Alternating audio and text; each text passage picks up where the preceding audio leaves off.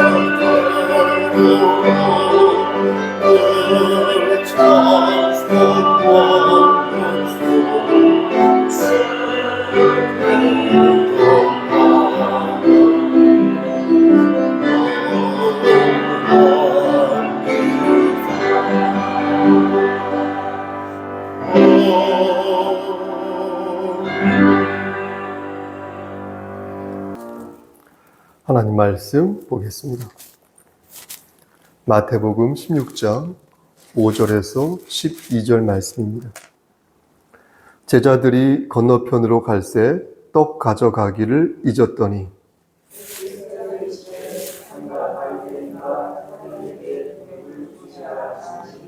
제자들이 서로 논의하여 이르되 우리가 떡을 가져오지 아니하였도다 하거늘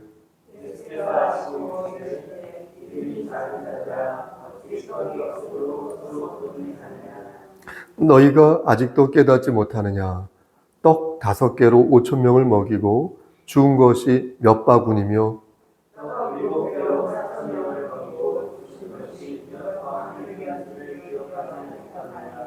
12절까지 함께 합니다.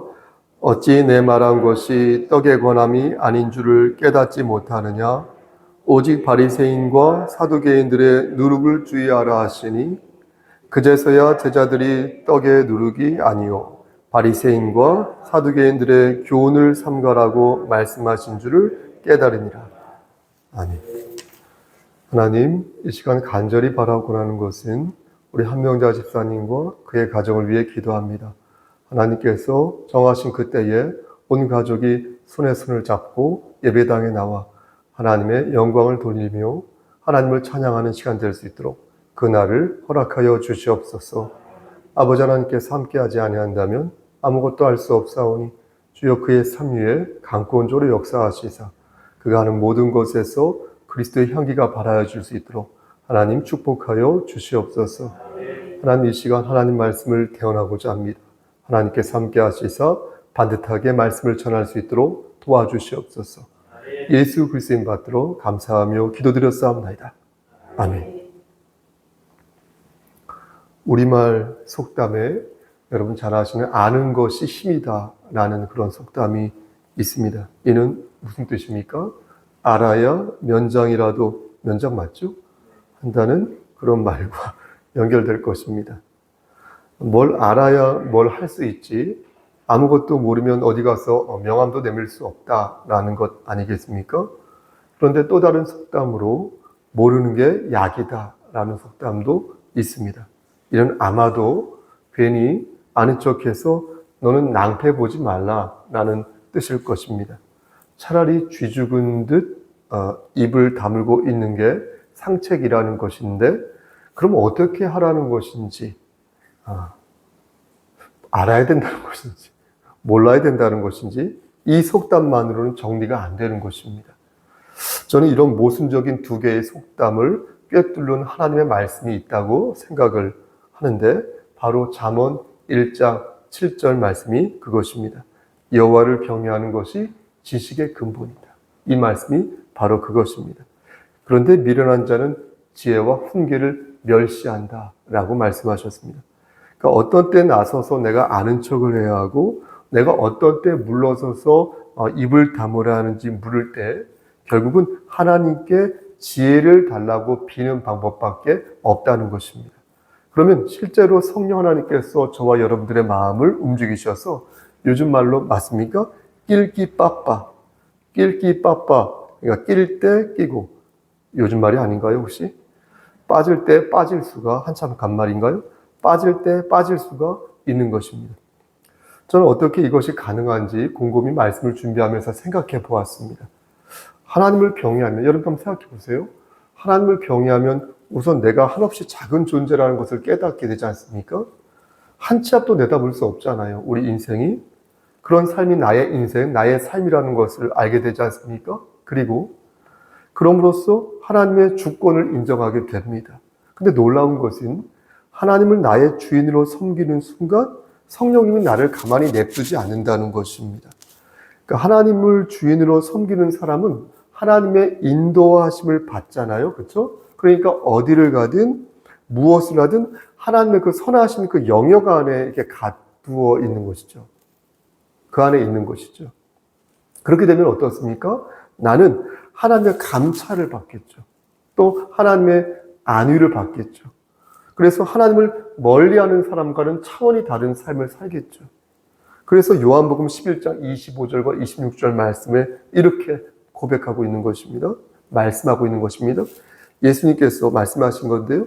여러분 아시죠? 나는 부활이요 생명이니 나를 믿는 자는 죽어도 살겠고 무릇 살아서 나를 믿는 자는 영원히 죽지 하리니 이것을 네가 믿느냐? 이렇게 말씀하셨지 않습니까? 그러니까 보십시오. 하나님을 경외하는 사람이 지혜로울 수밖에 없다는 거예요. 그 이유는 그가 부활하여 영원히 살기 때문이라는 것입니다.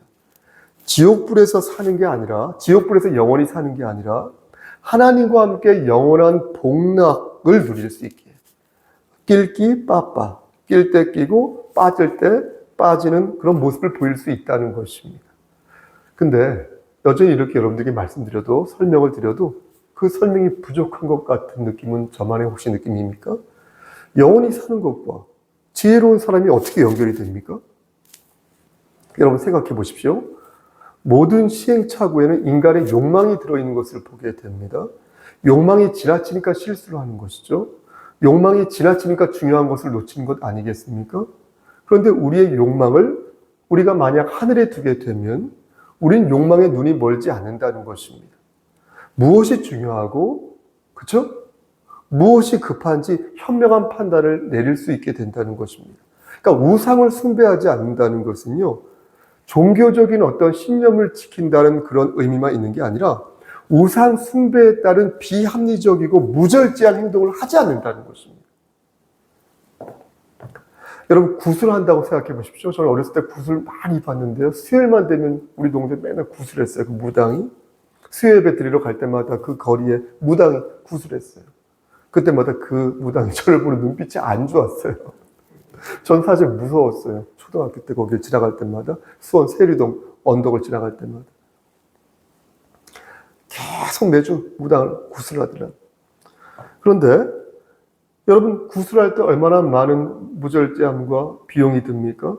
여러분 부적을 쓴다고도 생각해 보십시오. 예? 여러분 진리를 왜곡하는 신천지 맞죠? 신천지는 하나님의 교회 여호와 증인을 생각해 보십시오. 그런 곳에 가서 여러분 예물, 헌상을 한다고 생각해 보십시오. 얼마나 어리석은 일입니까? 진리를 왜곡하고 거짓을 일삼는 이들에게 여러분들의 물질과 여러분들의 시간을 바친다고 그런 사람들 많이 있어요. 얼마나 아깝습니까? 얼마나 어리석은 일입니까? 그것처럼 비합리적이고 어리석은 행동이 없잖아요. 그런데 하나님을 경외하면 그렇지 않다는 거예요. 하나님을 경외하면 지식의 근본을 얻을 수 있기 때문에 미련한 자와 붙었을 때 결코 그들에게 굴복되지 않는다는 것입니다. 선한 데는 지혜롭고 악한 데는 미련하라. 로만 17인가요? 로마서 16장 말씀. 어쨌든. 그렇죠? 그러니까 거기에 대한 비용이 들어가지 않는 거예요. 하나님을 경외하는 자는 궁극적으로 합력하여 선을 이루기 때문에 하나님께서 그렇게 해주시기 때문에 평강의 하나님께서 마귀를 우리 발 아래에서 상하게 하시기 때문에 우리는 오직 한 가지 우리 안에 있는 예수 그리스도의 그 은혜만을 붙잡고 하나님을 경외하며 살면 되는 거지. 아멘? 아멘. 너무 중요한 말씀 아닙니까? 이런 맥락에서 여러분 오늘 본문을 여러분 살펴보시겠습니까? 그러면 하나님께서 여러분들에게 주신 메시지를 발견할 수 있게 될 것입니다. 먼저 오늘 본문의 배경을 간단하게 말씀드릴게요. 여러분 16장 1절 말씀 보시겠습니까? 오늘 본문 읽지는 않았는데 오늘 본문으로 읽지는 않았는데 16장 1절 말씀을 보면 바리새인과 사두개인들이 계속해서 예수님에게 하늘에 무엇을 구해요? 하늘에 그렇죠. 표적을 구하는 장면이 나옵니다. 우리 한번 읽어보겠습니다. 1절 바리새인과 시작. 바리새인과 사두개인들이 와서 예수를 시험하여 하늘로부터 오는 표적 보이기를 근데 여러분들은 어떤지 모르겠으나 저는 이 말씀을 읽을 때 좀 이해가 되지 않습니다. 왜냐하면 바로 앞에서 예수님께서는 떡 7개와 2마리 생선을 가지고 7병이었기죠. 4,000명을 먹이셨거든요. 그리고 7광주를 남기셨거든요. 15장 여러분 38절 말씀 보십시오. 그러면 여자와 어린이 외에 4,000명을 그렇죠? 그러니까 실질적으로는 4,000명을 훨씬 넘게 먹이신 것이죠. 그렇죠? 그런데 왜 바리새인과 사두개인들은 하늘의 표적을 보여달라고 말하는 것인지 이해가 안 되는 것입니다. 우리의 관점에서는 이해가 안 되는 것입니다. 여러분 이해가 되십니까? 그런데 보십시오. 2000년 전 사람들은 이 정도 일은 마귀도 할 수 있다고 생각했다는 거예요. 혹은 마귀를 따르는 수하들도 할 수 있다고 생각했던 거예요. 그러니까 하늘의 일은 못하는데, 마귀는 하늘의 일은 못하는데 이 땅의 일은 할 수 있다고 생각했다는 거예요. 이런 이적을 가지고 예수를 하나님의 아들이라고 말할 수 없다고 본 거예요. 이건 마귀도 할 수 있으니까. 그럼 하늘의 일은 구체적으로 어떤 것을 말하는 것일까요? 여러분 보십시오. 그들이 생각하는 하늘의 일은 말 그대로 하늘에서 일어난 일이어야 되는 것이에요. 예를 들어보겠습니다. 모세가 이스라엘 백성들을 이렇게 영도할 때 광야에서 먹는 거, 달짝지근한 걸 뭘 먹었어요? 만나를 먹었죠. 그게 하늘의 표적이라는 거예요. 하늘에서 주어진 거니까. 그렇죠? 또 예를 들어보겠습니다. 여호수아 10장 12절 말씀을 보면 여호수아의 그 간구로 인하여서 해와 달이 멈춰서거든요. 그게 하늘의 표적인 거예요. 또 사무엘 시대에도 하늘의 초자연적인 역사가 있었는데 사무엘상 7장 10절 말씀을 보니까 사무엘이 이렇게 번제를 드릴 때 블레셋 사람이 이스라엘과 싸우려서 이렇게 싸우기 위해서 오거든요. 그럴 때 갑자기 하늘에서 큰 우레가 떨어집니다. 그게 하늘의 표적인 거죠. 그래서 블레셋이 전쟁에서 패하게 되거든요. 이게 바로 하늘에서 일어나는 초자연적인 역사라는 것입니다. 이렇게 바리새인과 사두개인들은 하늘에서 일어나는 초자연적인 역사를 예수님에게 요구한 것입니다. 너 아직 안 보여줬잖아. 너 아직 하나님 아니야. 이렇게 생각합니다. 그러니까 땅의 이적은 거듭 말씀드리지만 마귀도 할 수 있으니까 그런 거 이제 됐고 이제 하늘에서 벌어지는 의리의리하고 휘황찬란한 그런 이적을 보여달라는 것입니다. 그런데 여기에서 우리가 알아야 할 것은 그들이 예수님에게 그것을 요구할 때 있죠. 그것을 요구할 때 이미 그들의 마음은 예수님을 지운 상태였다는 거죠. 정말로 예수님이 그것을 보여주셨으면 좋겠다라는 생각으로 하늘의 표적을 요구한 것이 아니라 너 그거 보여줄 수 없어. 절대 보여주면 안 돼. 보여주어서는 아니 돼. 라고 생각하면서 하늘의 표적을 저들이 요구했다는 것입니다. 왜 그랬을까요? 왜 그들은 예수님을 하나님의 아들로 인정하지 않았던 것일까요? 저는요, 이 부분이 정말로 우리가 고민해야 될 부분이라고 생각합니다. 저들이 예수님을 인정하지 않은 이유는 자신들의 생각과 일치하지 않아서 그런 거예요. 저들은 생각하기를 아무리 크고 전능하신 하나님이라 하여도 내 뜻과 거슬리면 그걸 인정하지 않는 거예요. 저들에게 중요한 것은 객관적인 사실이 아니라 주관적인 이해였다는 거예요. 인터레스트, 이해. 이익. 나의 이익을 침범하는 자는 그가 설령 여호와 하나님이라 하더라도 성자 하나님이라 하더라도 성령 하나님이라 하더라도 용납할 수 없다는 거예요. 어떻게 감히 내 이익을 침범해? 이렇게 생각합니다. 저는 몇몇 목사님들에게 지금요 매일 수십 개의 동영상을 봤습니다. 많게는 수십 개, 적게는 서너 개. 그분들이 어디에서 그 동영상을 퍼나르는 것인지 정말로 다양하고 기상천외한 그런 내용들이 줄기차게 나옵니다. 근데 저는 그것을 처음에 좀 봤죠. 예의상. 근데 지금 보지 않습니다. 시간도 없고 내용이 말씀드린 것처럼 수상해요. 그런데 에너지를 쏟고 싶지 않습니다. 하지만 그 목사님들에게 그만 좀 보내십시오 라고 말을 하지는 못합니다. 왜냐하면 그 목사님들이 그들은 그래도 생각해서 보내준 것인데 그렇잖아요. 그렇게 말하는 게 너무 모진 것 같아서 말은 못하겠습니다. 그러면서 저도 예배 영상을 사람들에게 강요해서는 안 되겠다라는 생각을 하곤 합니다. 현재 교회 카톡방 있죠. 82명. 현재 그 교회 카톡방과 노예방이 있어요. 노예방. 우리 노예 목사님들 20명 되는 그 노예방. 우리 이성재 목사님, 머리 희끗하신 분 있죠? 그 이성재 목사님과 어떤 집사님, 여성 집사님 한 분, 그러니까 네 파트에게만 제가 동영상을, 아침 예배 동영상을 보내는데 이것이 혹시 저들에게 폭력이 되면 폭력이 되지 않도록 정말로 내가 주의를 기울여야겠다라는 그런 생각을 역지사지로 해보는 것입니다. 그러면서 저는 한 가지 원칙을 세웠는데 그 원칙은 무엇이냐면 예수 그리스도입니다. 그러니까 목사님들이 보내는 동영상 중에 예수 그리스도보다 강조되는 동영상을 일절 보지 않는다는 원칙을 세웠다는 거예요. 어떤 목사님은 동영상을 보낸 후에, 여러분 농담이 아니에요, 카톡으로 윤석열 만세, 만만세라고 써요. 그렇게 보냈어요. 또 어떤 목사님은 두 분이 짜셨는지 이재명 만세, 유행입니까 요즘 혹시? 만만세라고 보내요. 저 사람들이 전하라는 그분들이 전하라는 그 예수님을 전할 생각을 하지 않고 지금 뭔 짓을 하는 것인지 전 이해가 안 되는 거예요. 그래서 그런 동영상 일절 안 봅니다. 바리새인과 사두개인들의 직업이 사실 종교인이었습니다. 종교인. 지난주 강설 시간에 말씀드린 것처럼 그들의 지위는 유대인 중에서 최고의 지위였거든요. 최고의 지위에 있으면 최고의 말과 행동을 해야 되잖아요. 근데 예수를 시험하고 예수를 죽일 생각이 혈안이 되어 있었습니다. 이미 그들의 요구는 어때요? 무엇을 잃어버린 겁니까? 진정성을 잃어버린 요구 아니겠습니까? 그래서 예수님께서는 4절 보시겠어요? 4절에서 이렇게 노골적으로 말씀하신 것입니다.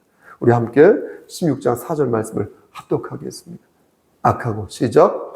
악하고 음란한 세대가 표적을 구하니 요나의 표적밖에는 보여줄 표적이 없느니라 하시고 그들을 떠나가시다. 무슨 뜻입니까, 여러분? 표적을 구한 것 자체는 여러분 잘못이 아니라는 거예요. 예? 우리도 하늘의 표적을 구할 수 있습니다, 여러분.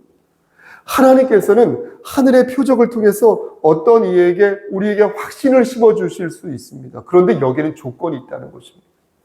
표적을 요구한 사람이, 여러분 잘 들으셔야 돼요.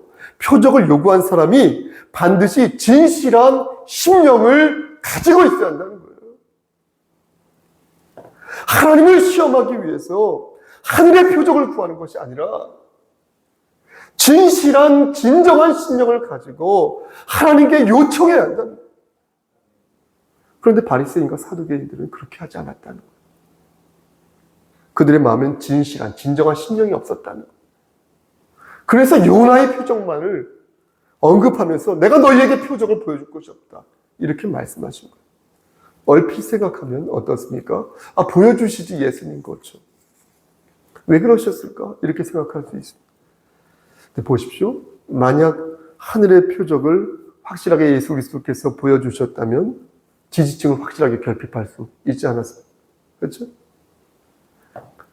근데 여러분, 우리는 이러한 생각을 하기 전에 먼저 지난 역사를 돌아볼 필요가 있습니다. 저는 앞에서 뭐라고 말씀드렸어요? 여러분들에게 성경에서 나오는 하늘의 표적에 대한 여러 가지 예를 들어서 말씀드렸습니다. 모세가 이스라엘 백성들을 영도할 때 광야에서 만나를 받았잖아요. 그렇죠? 그때 그 만나를 받은 것이 하늘의 표적이라고 말씀드렸죠. 그러면 묻게 되는 것입니다. 저들이 그 뒤로 하나님을 진심으로 섬겼습니까? 이스라엘 백성들이? 만나를 맛본 사람들이 진심으로 하나님을 신뢰하였습니까? 만나 맛봐서?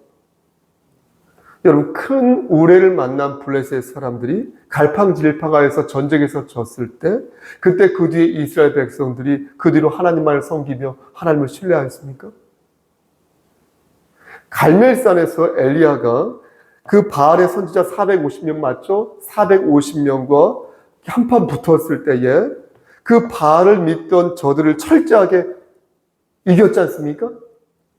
엘리야는 그리고 나서 어떻게 했어요? 돌 12개를 가져다가 와서 그 무너진 그 여호와의 제단을 쌓았는데 그 단을 쌓으면서 엘리야는 어떻게 했습니까? 절대 이 제단은 우상의 제단으로 변하지 말아야 된다라고 다짐했지 않습니까?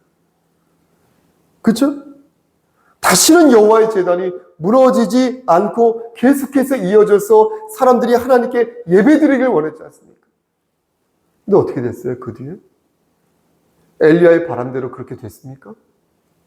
하늘의 표적을 본 이스라엘 백성들이 정말로 그 뒤에 하나님을 바르게 섬겼습니까? 그렇지 않다. 그 단은 무너졌어요.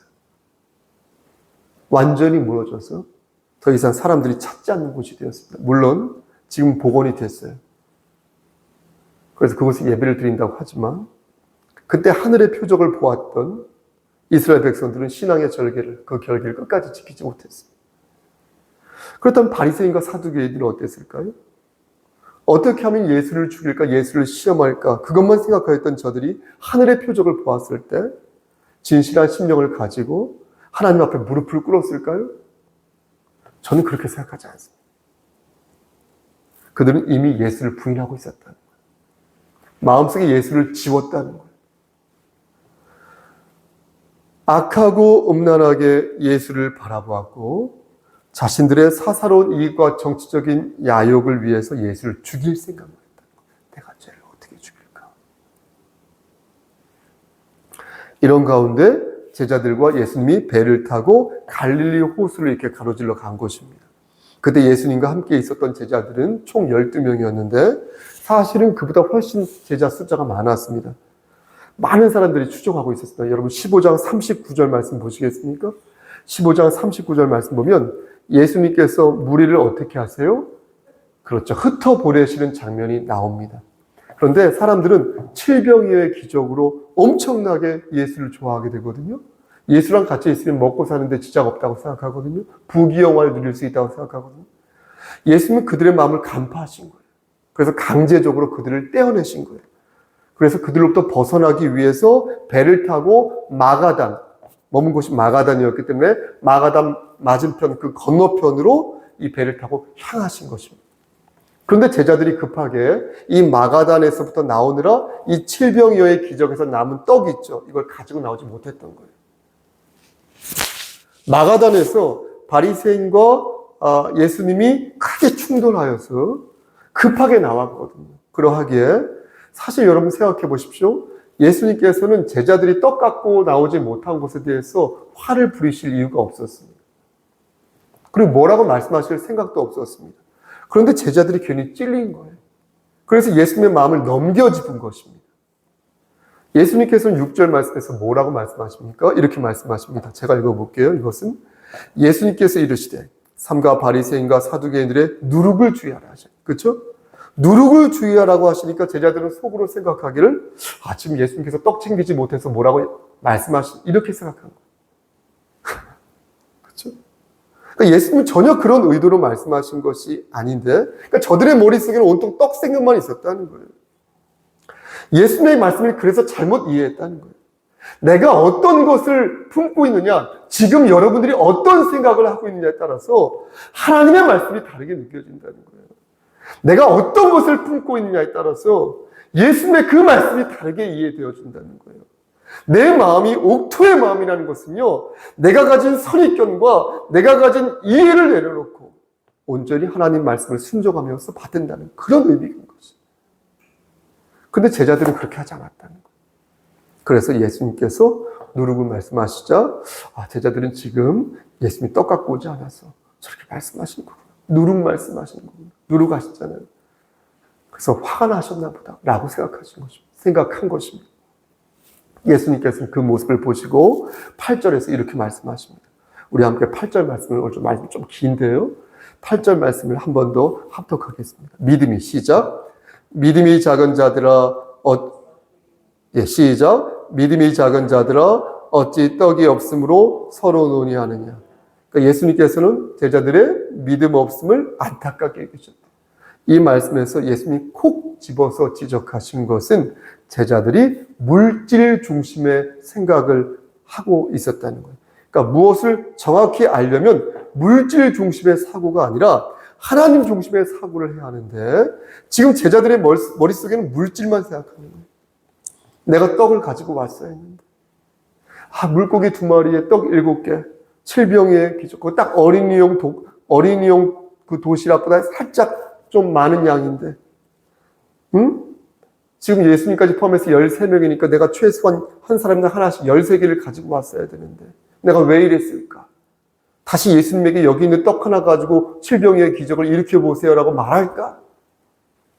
이런저런 생각을 하였던 것입니다. 그런 제자들을 보고 예수님께서 뭐라고 말씀하셨습니까? 믿음이 작은 자들아. 이렇게 말씀하신 거예요. 어찌 떡이 없으므로 서로 논의하느냐 이렇게 말씀하신 거예요. 그리고 이 말씀을 저와 여러분들에게도 지금 하신다는 거예요. 예수님께서는 이어서 말씀하십니다. 여러분 9절과 10절 말씀 보시겠습니까? 너희가 아직도 깨닫지 못하느냐? 떡 5개로 5,000명을 먹이고 준 것이 몇 바구니며 떡 7개로 4,000명을 먹이고 준 것이 몇 광줄이었는지 기억하지 못하느냐? 기억한다는 거예요. 저들이 기억 못할 리가 없다는 거예요. 예수님께서 말씀하신 것은 바리새인과 사두개인들의 위선과 가식을 말한 것입니다. 근데 저들은 온통 떡과 먹을 것만 생각하였으니 그 모습을 본 예수님께서 기가 찬 거예요. 너희가 아직도 깨닫지 못하느냐? 내가 말한 것이 떡에 관한 것이 아니라 인위적인 표적만을 구했던 저들의 불신앙인데 너희가 아직도 깨닫지 못하고 있느냐? 이렇게 제자들을 질책하신 것입니다. 그제서야 제자들은 예수님께서 말씀하신 누룩이 바리새인과 사두개인들의 위선이었음을 알게 됐다. 말로는 하나님을 믿는다고 말하지만 행동은 전혀 그렇지 않은 저들의 위선을 지적하시면서 야, 너희는 그렇게 살지 마. 저렇게 살지 마. 라고 말씀하셨다라는 것을 깨달았다는 거예요, 제자들이. 말씀 마칩니다. 보십시오, 여러분. 제자들은 늦었지만 뒤늦게라도 예수님의 말씀을 알게 되었습니다. 성경에는 제자들이 깨달았다 이렇게 말씀하고 있죠. 그렇죠? 깨달았다라고 말씀하고 있지만 저는 그 깨달음이라는 단어가 알았다, 이해했다라는 단어와 뭐가 다른지 의문입니다. 여러분들은 깨달은 것과 이해했다, 아는 것이 뭐가 다르다고 생각하십니까? 깨달은 건 뭐고 이해하는 것은 뭐죠? 아는 것은 뭐죠? 원어 성경을 찾아봤어요. 12절에서 깨달았다는 단어를 예수님께서 하신 깨달았다는 그 단어를 쉬네칸이라고 써 있어요. 이 뜻을 찾아보니까 무언가를 이해하였다. 이해하였다라는 뜻인데 그럼 머리로 알면 모두 깨닫는 것일까요? 이해하는 것은 모두 깨닫는 것일까요? 무언가를 이해하려면 어떻습니까? 누군가의 말을 들어야 되잖아요. 그리고 그 내용에 대한 여러분들의 이해와 동의가 있어야 되잖아요. 마지막으로 그 말의 성취를 위해서 여러분들의 행동이 있어야 되잖아요. 아는 것과 이해하는 것과 깨닫는 것은 다르잖아요. 제자들은 알고 있었으나 깨닫지 못했다는 거예요. 하지만 예수님의 말씀을 듣고 뒤늦게나마 깨닫게 되었다는 거예요. 그럼 어떻게 해야 우리는 아는 것에서부터 이해하는 것에서부터 깨달음으로 옮겨질 수 있냐는 거예요. 저는 앞에서 아는 것이 힘이 되고 모르는 것이 약이 되려면 반드시 하나님을 경외해야 한다고 말씀드렸습니다. 그래야 지식의 근본을 얻을 수 있고 그래야 성령 하나님의 도움을 받아 우리가 열매 맺는 삶을 살 수 있다고 여러분들에게 말씀드렸습니다. 그러므로 아는 것이 깨달음으로 이어지려면 들어보십시오. 하나님을 바르게 섬겨야 한다는 것입니다. 아멘. 여러분들이 하나님 말씀을 듣잖아요. 어떤 분들은 매일매일 혹은 어떤 분들은 일주일에 2번 혹은 일주일에 1번 여러분들이 하나님 말씀을 들을 때 여러분들은 의도적으로 그 안에서 반드시 저 말고 다른 주의 종의 말씀을 들을 때에도 반드시 그 안에서 예수 그리스도의 은혜를 찾아야 한다는 것이죠. 여러분들의 이익과 여러분들의 이해보다 하나님의 주권과 하나님의 영광을 먼저 생각해야 한다는 거예요. 그렇게 할 때에 여러분들의 지식은 지혜가 되고 여러분들의 지혜는 이 세상을 밝히는 등경의 등불이 될 수 있다는 것입니다. 사랑하는 우리 송수교회 성도 여러분, 진정 깨달음을 얻은 자가 되고 싶으십니까? 진정 지혜의 근본을 가져서 여러분의 삶을 아름답고 반듯하게 만들고 싶으십니까? 그렇다면 저 같은 주의 종들이 선포하는 하나님의 말씀에서 예수 그리스도를 반드시 찾으시기를 소원합니다. 여러분들이 서 있는 그 자리에서 예수 그리스도의 향기를 찾으시고 여러분들도 저들에게 예수 그리스도의 향기를 바라시기를 소원합니다.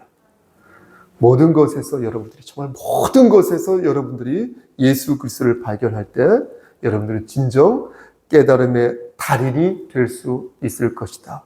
이렇게 여러분들에게 번면의 말씀을 드리면서 그렇게 사시기를 우리를 죄에서 구속해 주신 주 예수 그리스도의 받들어 간절히 축원합니다.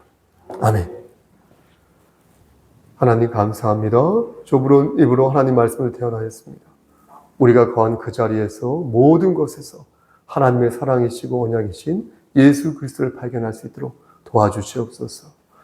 이제는 우리를 죄에서 구속해 주신 우리 구주 예수 그리스도의 은혜와 아버지 하나님의 만극하신 그 사랑하심과 성령 하나님의 교통하시고 인도하시는 모든 역사하심이 하나님 말씀 안에서 하나님의 언약을 생각하며 하나님의 깊으신 그 말씀을 마음으로 새기고 실천하여 나가기를 소원하는 여기 모인 성도와 그들의 가정, 이 재단과 이 나라 위에 하나님의 사랑하심이 세세토록 함께 계실지어다. 아멘.